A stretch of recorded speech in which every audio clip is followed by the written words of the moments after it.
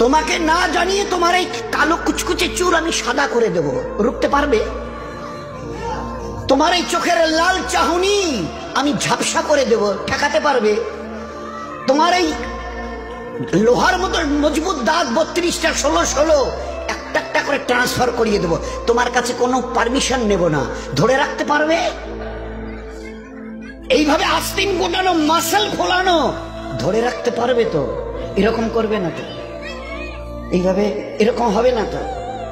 সামনে এসে একটা পান দিচ্ছে, এই হাত, চাচা এই হাতটা নিলেন, এই হাতটা কলেন, আরে বাবা দেখ না চিমটি কাটাতে কিচ্ছু নেই। আসমান থেকে আওয়াজ দিচ্ছে, ও হাত তোমার কথা শুনে আমার, এ হাত তোমার কথা শুনে আমার, আমি এর পাওয়ারকে সিজ করে নিয়েছি। এই দুটো পা যদি হনন হনন করে হেঁটে চলো, খালি একটা পায়ের যদি সামান্য একটু প্যারালাইসিস করে দিই না, তো জীবনভর করে হাঁটতে হবে। বেডরুম থেকে নিয়ে বাথরুম একদম লাগালাগি, অ্যাটাচড, আমরা বলি না অ্যাটাচড।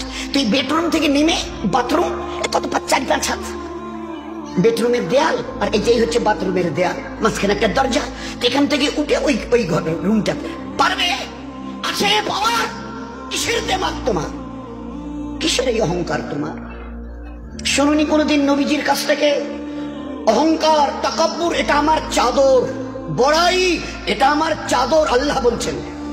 আর আমার চাদর ধরে যে টান দেয় তার ঠিকানা কোথায়? এবার বলেন না, সবাই কম বেশি জানেন।